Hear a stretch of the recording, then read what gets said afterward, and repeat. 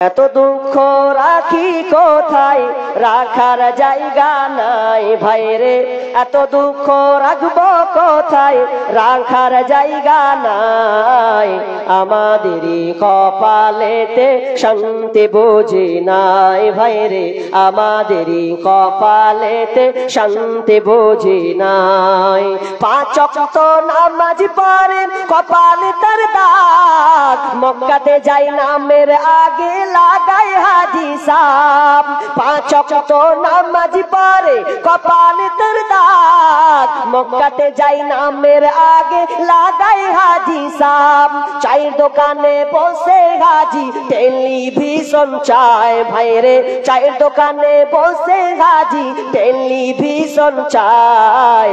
আমাদেরই কপালেতে শান্তি বুঝি নাই ভাইরে, আমাদেরই কপালেতে শান্তি বুঝি নাই।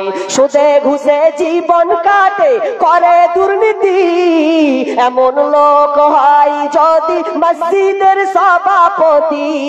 সুদে ঘুষে জীবন কাটে করে দুর্নীতি, এমন লোক হয় যদি মাদ্রাসার সভাপতি।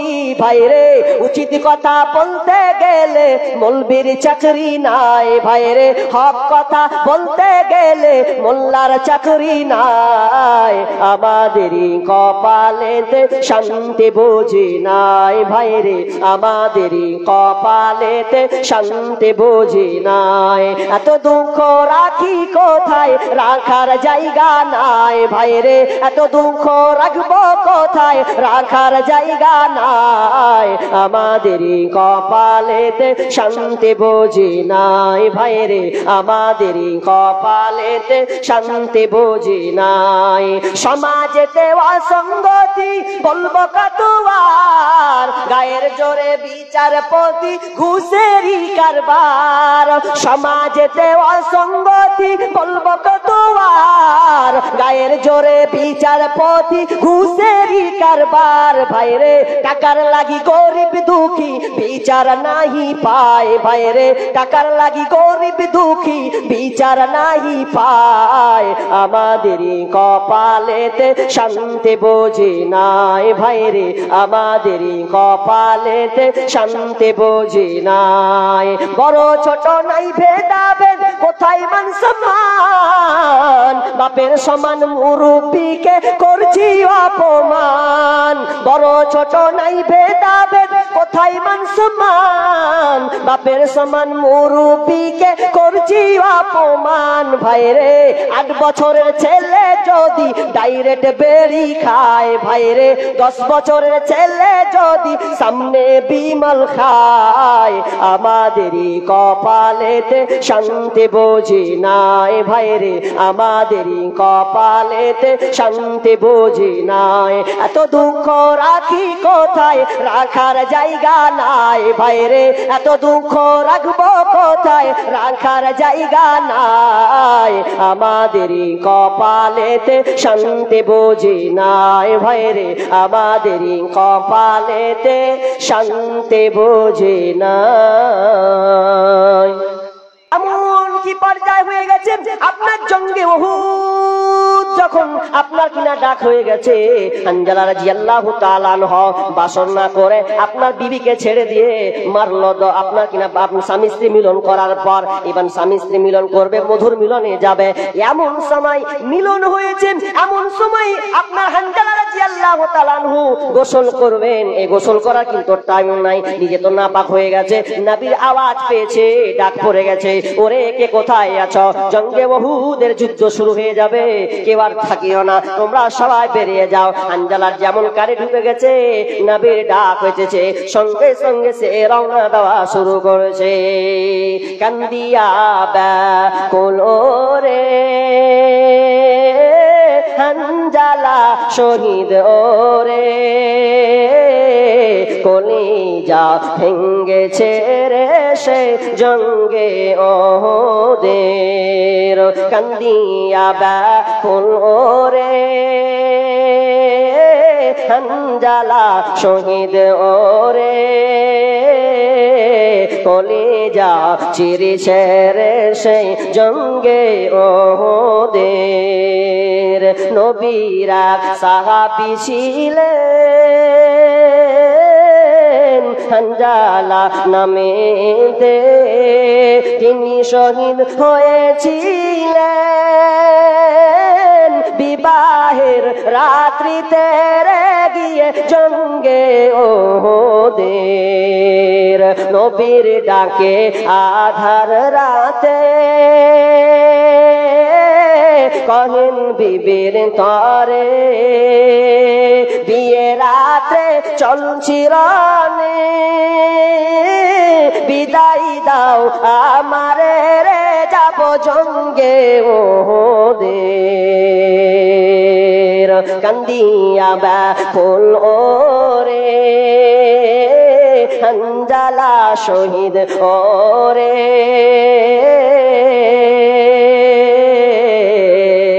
কলিজা ভেঙ্গেছে রে সেই জঙ্গে ওদের গাম ডাক দিয়া বিবি বলেন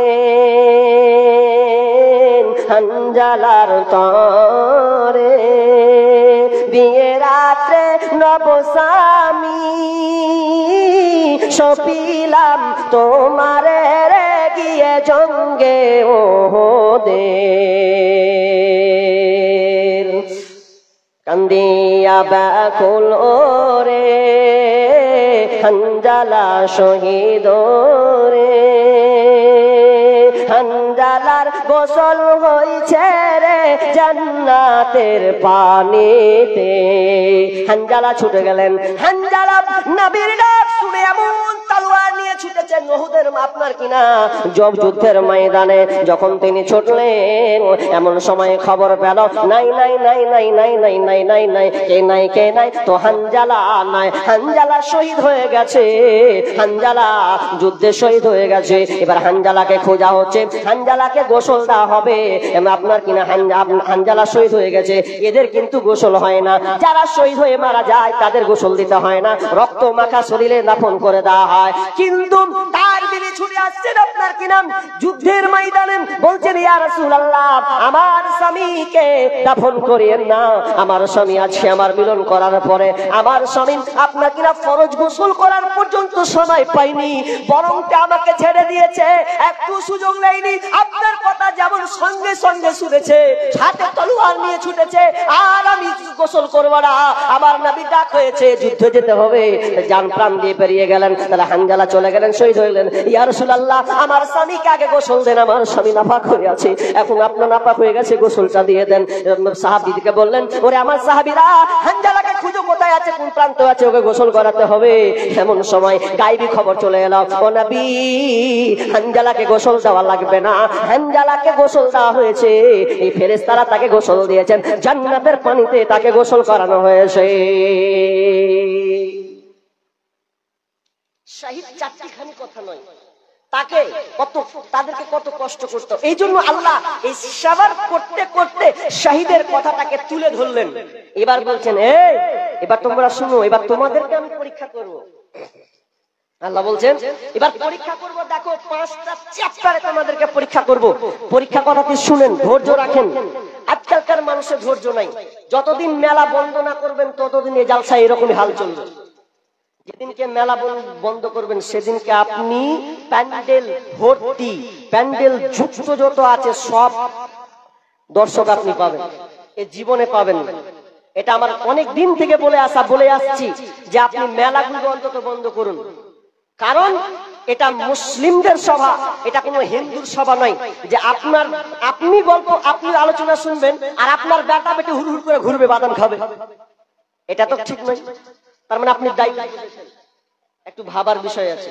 তাহলে আপনাকে 5টা বিষয়ে পরীক্ষা আল্লাহ করবেন পরীক্ষাটি ভালো করে আপনি শুনেন কি পরীক্ষা ভালো করে কান লাগান আল্লাহ এক নম্বর বলছেন ওয়ালা নাবলুওয়ান্নাকুম বিশাইইম মিনাল খাউফ আমি তোমাদেরকে পরীক্ষা করব প্রথমে কি ওয়ালা নাবলুওয়ান্নাকুম বিশাইইম মিনাল খাউফ ভয় দিয়ে আমি তোমাদের পরীক্ষা করব তোমাদের সমাজে আমি ভয় ঢুকিয়ে দেব এমন ভয় দেব তুমি ভাবতে পারবে না এটা কি করে ঢুকলাম ভয় এমন জিনিস, মানুষের মধ্যে যদি ভয় ঢুকে যায়, আপনার কিনা যদি ভয় বিরাজ করে, দমন করে, কাজ করে, তাহলে ওই লোকটাকে আর কিছু ভালো লাগবে না।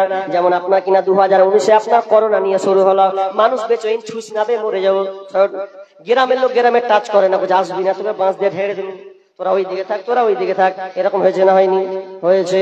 কেউ কাউকে টাচ পর্যন্ত করেনি বন্ধুরে, তার মানে একটা ভয় বিরাজ করেছে। এনআরসি নিয়ে ভয় ঢুকলো, এনআরসি হবে, মুসলমানদেরকে তাড়ানো হবে, মুসলমানদেরকে ভারত থেকে বের করা হবে, এই নিয়ে ভয় ঢুকলো। কি জানেন তো এত ভয় বলছে কেন বের করা হবে? যাদের নাম ভুল আছে, তার বাপের দলিল আপনার কিনা 72 বছরকার 62 বছরকার আগেকার নাই, তো ওদেরকে তাড়ানো হবে। এরা ভারতের নাগরিক নয়, ওরা বিভিন্ন দেশ থেকে ভারতে এসে ঢুকেছে, তো সব ভয়ে ভয়ে আধার কার্ড ঠিক করতে চলে গেছে। হ্যাঁ জি, ওকে দেশ থেকে ছাড়বে তো বলছে আধার কার্ডের নাম পারবো, আপনার কেমন করে নামটা লেগেছে, মারলে একদম জেরক্সের দোকানে, আপনার কম্পিউটারের দোকান দিয়ে গিয়ে বলছে নামটা ঠিক করে দেন, ও আছে করে দেন, আচ্ছা চেকটাকে ঘোরা দিন, কি করে দিয়েছে কি করেন। সেদিনকে যখন মসজিদ করতাম, তো এত লোক লাইন দিয়ে আছে হুড় হুড় করে, যে সব নাম ঠিক করার লেগে কেন এনআরসি চালু করবে। তো জোহরের আজান হচ্ছে, হাইয়া আলাস সালাহ হাইয়া আলাল ফালাহ, নামাজের দিকে এসো, নামাজের জন্য এসো। কেন আসবে? ফালা নিতে আসবে, কল্যাণ পাবে, কামিয়াব হবে, নিষ্কৃতি পাবে, শান্তি পাবে, এই জন্য মসজিদে এসো। আল্লাহ জোহরে ডাকলেন, আসরে ডাকলেন, মাগরিবে ডাকলেন, এ তো লোকটাকে দেখছি সালা লাইনে দাঁড়িয়ে আছে। আল্লাহ বলছে মার করবে, মার মার, মেন জায়গায় ডাকছি, জোহরে আসলি না, আর আধার কার্ড নিয়ে তুই লাইনে ধরে আছিস, জোহর গেল, আসর গেল, এত তোর মোদির উপরে ভয় রে? মোদি তোদের এত করে দেবে, তুই কিসের মুসলমান রে ভাই? যে মুসলমান ফেরাউনকে দেখেছে, যেই মুসলমান নমরুদকে দেখেছে, যেই মুসলমান আবু জাহেলকে দেখেছে, আবু লাহাব, উতবা, শাইবাদেরকে দেখেছে, সেই মুসলমান নরেন্দ্র মোদীকে দেখবে কোনো মানেই হয় না, দেখতেই পারে, কি করবে? খালি আপনা আমাকে খালি অ্যাকশন নিতে হবে, আল্লাহর দিকে ধাবিত হতে হবে। তো ও মসজিদ ছেড়ে দিয়ে আধার কার্ড লিঙ্ক বানাই, কি হবে সামনে দেখ। এটা তো খুব খুব অন্যায় করছি আমরা, কিন্তু আমার আল্লাহ বলছেন না, ঘেবড়ে যাস না, সব বান্দা তোকে আমি ভয় দিব রে, এনআরসি ভয় দেব, করোনার ভয় দেব, রোগের ভয় দেব, দেশে দুর্ভিক্ষ দিব, ভয় দেব, এ নিয়ে তুই টেনশন করিস না, শুধুমাত্র তুই আমাকে জড়িয়ে ধর, আমার সঙ্গে তুই থাক। আল্লাহ বলছেন আমি 1 নম্বর পরীক্ষা, 2 নম্বর অভাব দিয়ে আমি তোকে মারবো রে, তোর সংসার আমি অভাব দিব। আল্লাহ চাল নাই, টাকা নাই, পয়সা নাই, জমি নাই, আল্লাহ জমি সব চলে গেল রে, উড়ে গেল রে। আল্লাহ তো আপনার কিনা আপনার নদীর সঙ্গে সব জমি চলে গেছে, এ নিয়ে হাই হুতাশ, অনেকে দেখেছি জমি চলে গেছে, বিষ খেয়ে মারা গেল, আপনার কিনা ফাঁসিতে ঝুলে মারা গেল, এইরকম কিন্তু এবার হয়েছে। কিন্তু এগুলো কেন কেন? আল্লাহ বলছেন না না, অভাব দিব, তোকে ওয়াটাল অবিচল থাকতে হবে, তোকে আমাকে পরীক্ষা দিতে হবে, কারণ আমি তোকে পরীক্ষায় নামিয়েছি, তুই কত বড় ধৈর্যশীল এটা আমি দেখতে চাই। এই জন্য আমার আল্লাহ বলছেন 2 নম্বর অভাব দেব, এবং তোকে আমি মাল দিয়ে পরীক্ষা করব। মাল মানে টাকা পয়সা দিয়ে পরীক্ষা। আল্লাহ কি বলছেন জানেন? ওয়ালামু আন্নামা আমওয়ালুকুম ওয়া আওলাদুকুম ফিতনা। এই পৃথিবীর মানুষ এটাও জানো, তোমার সন্তান সন্ততি, ছেলে মেয়ে, তোমার ধন সম্পদ, এগুলো হচ্ছে পরীক্ষা করার জন্য। আপনি কেন ঘাবড়ে যান? আল্লাহ বলছেন আমি তোমার মাল দিয়ে আমি পরীক্ষা করব, কখনো তোমার মালকে ধ্বংস করে দেব। একটা লোকের গরু মরে গেছে, খুব কাঁদছে, হায় আল্লাহ এত কাঁদছে এত কাঁদছে, অথচ 5 বছর পর 10 বছর পর একটা গরু মরেছে, ট্রেন নিয়ে মরেছে। অত একটা গরুতে কতটি যে গরু বেঁচে তা ঠিক নাই, একটা গরু মানে তো এত কাঁদছে। আমি চাচা এত কাঁদছেন কেন? আমার বাড়ির পাশে চাচা, গরুটা একটু এরকম হয়ে গেলে এত কাঁদছে, মানে গরুটা অজ্ঞান হয়েছে আর মাথা খারাপ। আমি বলছি বাইরে শান্ত হন, কত গরু পুষলেন, যদি আল্লাহটা নিয়ে নেয় কি করবেন? এই জন্য আপনি হাই উতাস করবেন? একটু আল্লাহকে সবর করে নেন। আল্লাহ 10টা দিয়েছে তো একটা দিয়েছে, তো কি আছে? কিন্তু না, আল্লাহ বলছেন ওয়াকুলু নাকসিম মিনাল আমওয়ালি, আমি তোমাকে অভাব দিয়ে আপনার কি নাম মাল দিয়ে পরীক্ষা করব। ওয়াল জু ওয়া নাকসিম ওয়াল আনফুস, ওয়াল আনফুস মানে হচ্ছে আনফুস, আনফুস মানে হচ্ছে আত্মা নাফস, তার মানে তোমার জান দিয়ে আমি পরীক্ষা করব, তোমাকে আমি আল্লাহ জান দিয়ে পরীক্ষা করব। এখানে ভেজাল। জান দিয়ে পরীক্ষা করা মানে বুঝেন তো, আপনার ছেলে যাবে, মেয়ে যাবে, বেটা যাবে, বেটি যাবে, বউ যাবে, আপনার পতি আপনার কিনা চাচা যাবে, মামা আপনার সামনে যাবে, এটা নিয়ে হাই উতাস কি আছে। একটা লোককে দেখছি নামাজ পড়ছে 5 ওয়াক্ত, ভালোই নামাজ পড়ছে, 5 ওয়াক্ত নামাজ পড়তে থাকে পড়তে থাকে পড়তে থাকে। ওর কিন্তু 2টা ছেলে, একটা বেটা একটা বেটি, একটা বেটা একটা বেটে। ও যখন দেখি নামাজ পড়ে যায় ভালো, কিন্তু নামাজ পড়ে যায়, কিন্তু একদিন দেখছি লটাত করে লোকটা নামাজ পড়তে আসে না। একটা লোক বলছে হ্যাঁ হ্যাঁ মহবুলকে দেখছি নামাজ পড়তে আসে না, ব্যাপারটা কি রে? হাজি মহবুল জি, কি ব্যাপার জি, তোমাকে মসজিদে দেখতে পাই না। কি বলছে জানেন? বলছে কানাকে ডাকে কি হবে, ভাষা শুনেন, বলছে কানাকে ডাকা কি হবে। কেন বলেন কথাটা, কানাকে ডাকা হবে, কেন বলেন কথাটা, কিছু তো রহস্য আছে। মসজিদ আসে না, কানাকে ডাকা কি হবে? বলছে আমার একটা বেটা একটা বেটি, বেটিটা অসুস্থ হয়ে পড়েছিল, বেটা ইনকাম করে নিয়ে আসতো, বেটা একটাই বেটা ছিল, বিদেশ যেত, খেটে নিয়ে আসতো, আমিও খাটতাম, কিন্তু আমি পারি না, আমার বেটা খেটে নিয়ে আসে, বেটির উপরে খরচা করি, কিন্তু আল্লাহ কাম পেলে না, লিতি তো বেটিটাকে, লিতি বেটাকে কেন নিলে? ওই জন্য বলছে আল্লাহ কি, আল্লাহ কানাকে ডেকে কি হবে, তার মানে ওর বেটিকে নিলে তার কি সবর করলি তো জায়গা খরচা করে করে শেষ, কিন্তু বেটা পালুয়ান ছিল, ওকে আল্লাহ নিয়ে নিলে, তো আল্লাহকে কানা কবে না, তার কাকে কানা কবে? ওটা ওর কথা। কিন্তু না, আমার আল্লাহ বলছে আমি তোকে পরীক্ষা করবো রে বান্দা, তোমার সন্তানদেরকে নিয়ে পরীক্ষা করবো। আমরা ভাবছি আমার বেটা পালুয়ান ছিল, ভালো ছিল, ওর দিয়ে কিছু করতে পারতাম, হতে পারে ওই সন্তানের জন্য আপনি হয়তো মরতেন, ওই সন্তানের জন্য আপনি কষ্ট পেতেন। এটা হয়, যেমন আপনাকে উদাহরণ দিই, একটা গল্প করছিলাম। হ্যালো হ্যালো, কেমন হলো রে, আমারই পরীক্ষা করছে নাকি? হ্যালো হ্যালো হ্যালো, ঠিক আছে পরীক্ষা। হ্যালো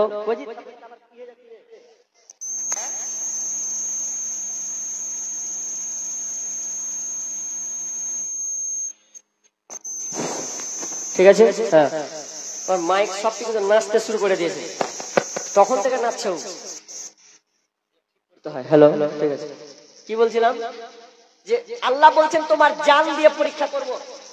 তো একটা উদাহরণ আমার মনে পড়ে গেল, জানেন, খুব দামি কথা, কিন্তু এটা এখানে বুঝার জ্ঞান আছে। কি একটি লোক, কি হলো, শুরু করে দেবো, আর 10 মিনিট থামেন, 12টায় খাবে, 10 মিনিট থামেন। কি বললাম, যে একটা লোক খুব জ্ঞানী ছিল। কেমন জ্ঞানী জানেন? লোকটা আল্লাহ খুব প্রশংসা করতো, খুবই।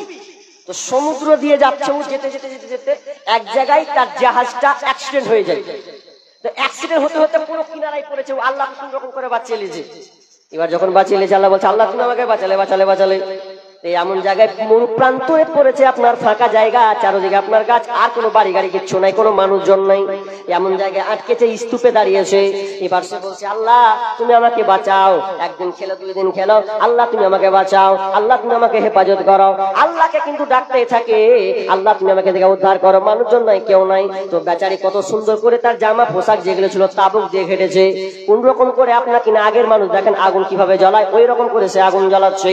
এমন সময় পানি গরম করবে কি, আপনার কিনা পানি গরম করতে গিয়ে তার আগুনে আপনার কিনা সমস্ত কিছু জ্বলে যায়। কি জ্বলে যায়? তাবু। সমস্ত তাবু যখন জ্বলে গেছে, মন খারাপ, রাস্তাটা আল্লাহকে গালি দিয়ে শুরু করে দিল, ঘোড়ার ডিম, ঘোড়ার ডিমের আল্লাহ, এক তো বিপদে পড়লো, আর একটা আমার গেল কি, যে আমার তাবুটা পর্যন্ত নিয়ে নিলে কেমন করে থাকবো। আল্লাহ কি আর কোনো খোঁজ নাই, খালি আমাকে খালি পরীক্ষা করছে। এ করতে করতে করতে এটা কদিন হলো, তো 3-4 দিন পরে এটা জ্বলছে। যেদিনকে আগুন লেগে যায় সেদিনকে মাথা ঠুকছে, আল্লাহ কি করলাম কি করলাম কি করলাম। এমন সময় আপনার কিনা ঘুমিয়ে গেছে, ঘুম গিয়েছে, কোনো কাজ নাই, মনটা খুব খারাপ, এতটা তার মন খারাপ, ঘুমিয়ে গেছে। যেমনই ঘুমিয়ে যাওয়া, আগুনটা যে দাও দাও দাও জ্বলেছে, আপনার ধোঁয়া উঠছে। দেখবেন অনেক বন্দরে কিন্তু চলে, ধোঁয়া দেখলে কিন্তু ওরা বুঝতে পারে যে কোথায় কি হচ্ছে। অন্য একটা জাহাজ এসে দেখছে, আরে ওই পুরু দ্বীপে কেন আগুন জ্বলছে, ওখানে তো মানুষ নাই, আগুন কেন জ্বলছে, কিছু তো একটা গন্ডগোল আছে, চল তো দেখি গে। যখন আপনার জাহাজটা সামনে দিয়ে দেখছে, তখন হাঁক মারছে, এই কে আছো, কে কে কে, যেমন আওয়াজটা পেয়েছে, ওরে সুবহানাল্লাহ, তোমরাদেরকে কে খবর দিলে? ফোন নাই, কিছু নাই, তোমরা কেমন করে আমার খোঁজ পেলে যে আমি একা এখানে নীরবে রয়েছি, অভাবে পড়েছি? তখন জিজ্ঞাসা করা হলো, তোমার আগুনটার ধোঁয়া দেখে আমরা জানতে পেরেছি তুমি এখানে আসো। যেমনই বলা, ওই লোকটা সঙ্গে সঙ্গে সেজদা দিল, আল্লাহ আমি গালি দিয়ে ভুল করলাম, আমি তোমাকে এখনো বুঝতে পারিনি, চিনতে পারিনি। মাবুদ রে, তুমি আমার তাবুকে জ্বলিয়েছো আমাকে বাঁচানোর জন্য, আমি সেটা বুঝতে পারি না। আমার আল্লাহ বলছে, আমি তোমার জান দিয়ে পরীক্ষা করব। জান, জান নিয়ে আপনার কেমন জান নিয়ে পরীক্ষা, আপনি কেমন করছেন, কি অসহায় আপনি আসছেন। উরওয়া বিন জুবায়ের, এই উরওয়া বিন জুবায়ের তিনি একজন তাবেঈ ছিলেন, কেউ বলছেন সাহাবী, আসলে দেখলাম তাবেঈ। আপনার কিনা উরওয়া বিন জুবায়ের তিনি আপনার কিনা একটা রাজার সঙ্গে দেখা করতে যাচ্ছেন। দেখা করতে গিয়ে বন্ধুরে আমার কত তার কষ্ট দেখেন। সুন্দর একটা সন্তান ছিল, ওই সন্তানকে নিয়ে রাজার সঙ্গে দেখা করতে গেলেন। রাজাকে দেখা করতে যাওয়ার সময় তার ছেলে ঘোড়া পিষ্ট হয়ে মারা গেল। সুন্দর ফুটফুটে সন্তান, মনে তার কষ্ট হলো, দুঃখ হলো, ইন্না লিল্লাহি ওয়া ইন্না ইলাইহি রাজিউন সে পড়ল। কিন্তু বন্ধুরে, এই তো হলো একটা বিপদ, সন্তানকে দাফন করে দিল। এমন সময় সন্তানকে দাফন করে দেওয়ার পর হঠাৎ করে রাতের বেলায় উরওয়া বিন জুবায়ের একটা পা কবরে ঢুকে গেল। আর যেমনই আপনার পুরানা কবরে ঢুকে যাওয়া, পাটা তার ক্ষত বিক্ষত হয়ে গেল, এক কথায় পাটা সম্পূর্ণ ভেঙে গেল। একটা সন্তানকে রেখে এলো জি, তার মধ্যে আবার পা ভাঙলো, কত কষ্ট। পা ভাঙলো, এবার পা যে ভাঙলো, এখনকার বর্তমানের চিকিৎসা অনেক উন্নত, তাই তো? উন্নত না? আপনি যান, আপনার অপারেশন করে আপনাকে সুন্দর করে সার্জারি করে একদম ঠিক করে দিবে। কিন্তু তখনকার যুগে তো এত কাটা ছিঁড়া ছিল না, কি করবে? উরওয়া বিন জুবায়ের পা নিয়ে থাকতে পারছেন, আল্লাহ অনেক বিপদে পড়েছি, ঠিক মতো নামাজ পড়তে পারি না রে আল্লাহ, পাটা নিয়ে থাকতে পারি না। ডাক্তারকে দেখায়, ডাক্তার বলে যে আপনার পা ভালো হবে না, আপনার পাটা পুরো বেকার হয়ে গেছে, পাটাকে সম্পূর্ণ কেটে ফেলতে হবে, পাটাকে সম্পূর্ণ কেটে দিতে হবে। উরওয়া বিন জুবায়ের বললেন, তাহলে আমার পাটা কেটে দেওয়া হোক, নইলে আমার গোটা শরীর আস্তে আস্তে পচন ধরে নিবে। তখন কি করা হবে? আগেকার চিকিৎসা বন্ধুরে, এখনকার চিকিৎসা তো আপনি বুঝতে টেরি পান না। কেমন চিকিৎসা শুনলেন? উরওয়া বিন জুবায়েরকে বলা হলো, ডাক্তার বলছে, উরওয়া বিন জুবায়ের আমি তোমার পাটাকে কেটে ফেলবো, তবে আপনাকে একটা কাজ করতে হবে, প্রথমে আপনাকে মদ পান করতে হবে, মদ পান খেতে হবে, এরপর আপনার পাটাকে কাটা হবে। উরওয়া বিন জুবায়ের বলছেন, না না, আমি মদ পান করব না।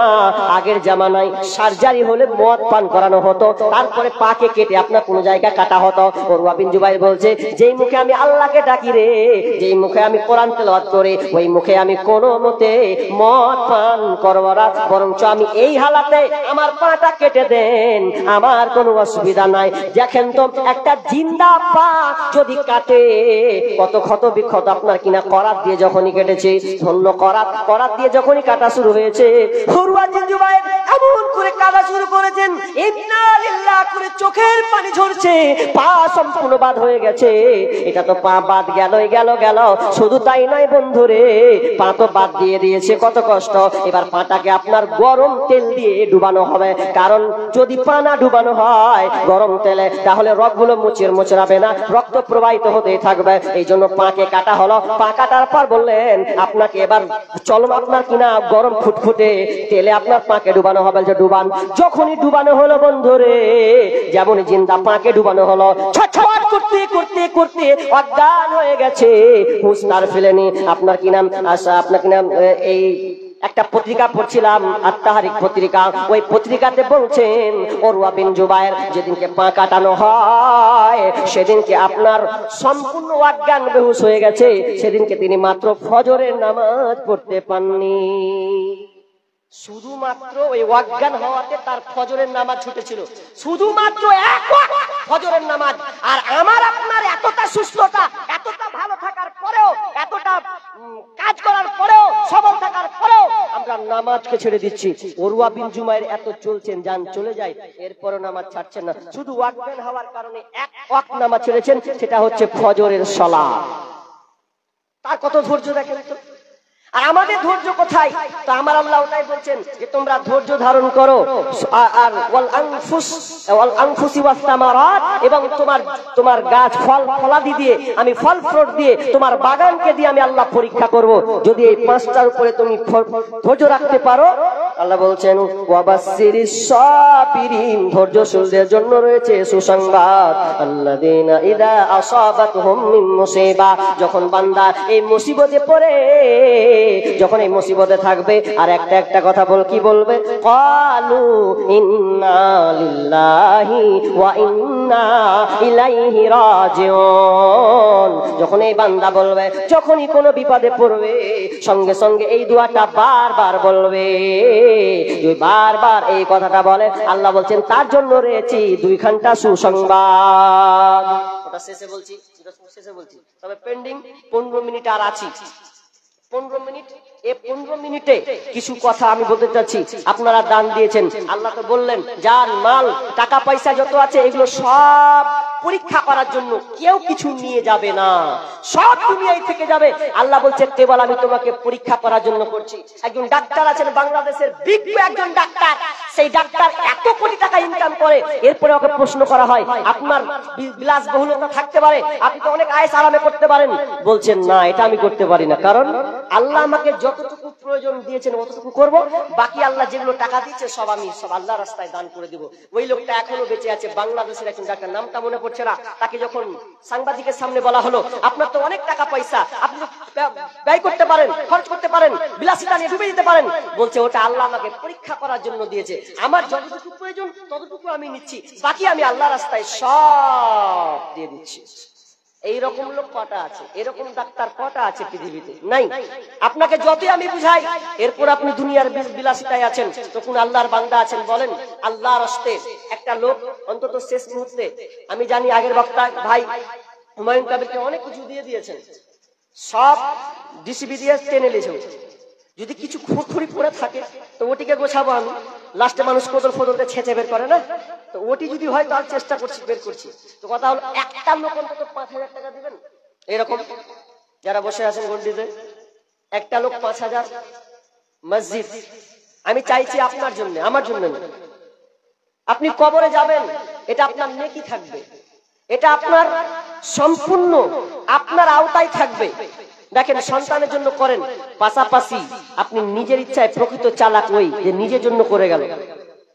মরে যাওয়ার পরে যদি ছেলেরা আওয়ার জিন্দেগি উড়ায় তাহলে তো হবে না। একটা লোক 5000 টাকা হবে না? এটা কি বলছিলেন?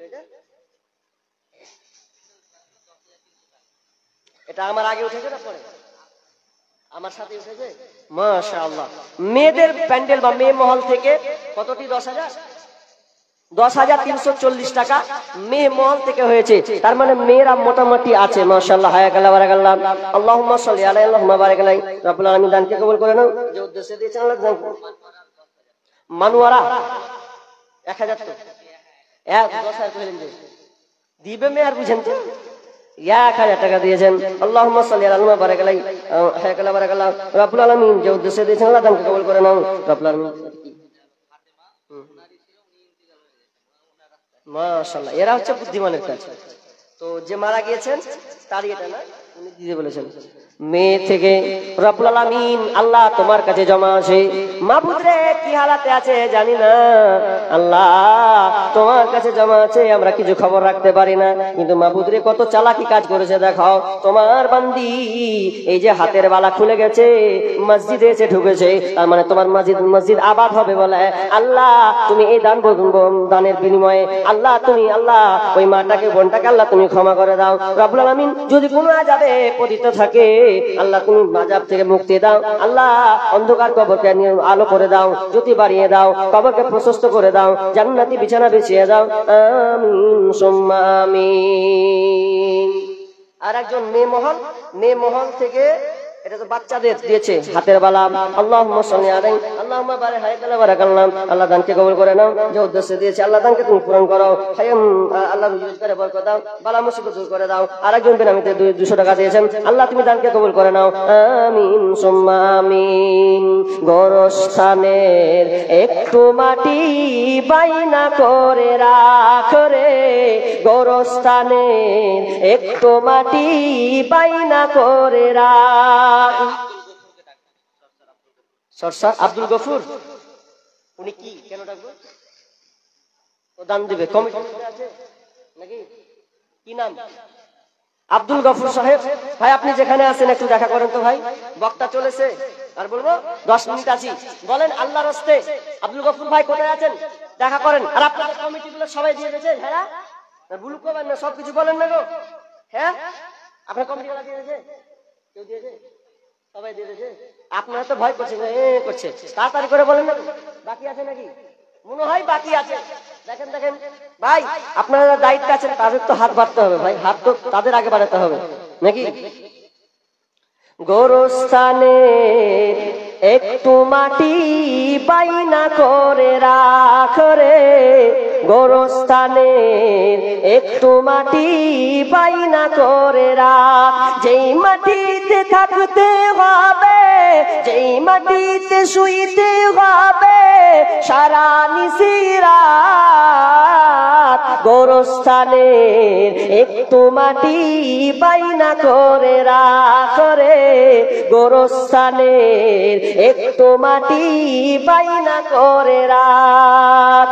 দাদা গেল নানি গেল, দাদা গেল দাদি গেল, পাড়া পড়শি কত গেল, আমার যাওয়ার দিন আসিবে, আমার যাওয়ার দিন আসিবে বেশি দূরে নয়, গোরস্থানের একটু মাটি বাইনা করে রাখ রে, গোরস্থানের একটু মাটি বাইনা করে রাখ। যেই মাটিতে থাকতে হবে, যেই মাটিতে শুইতে হবে সারা নিশিরাত, গোরস্থানের একটু মাটি বাইনা করে রাখ রে, গোরস্থানের একটু মাটি বাইনা করে রাখ।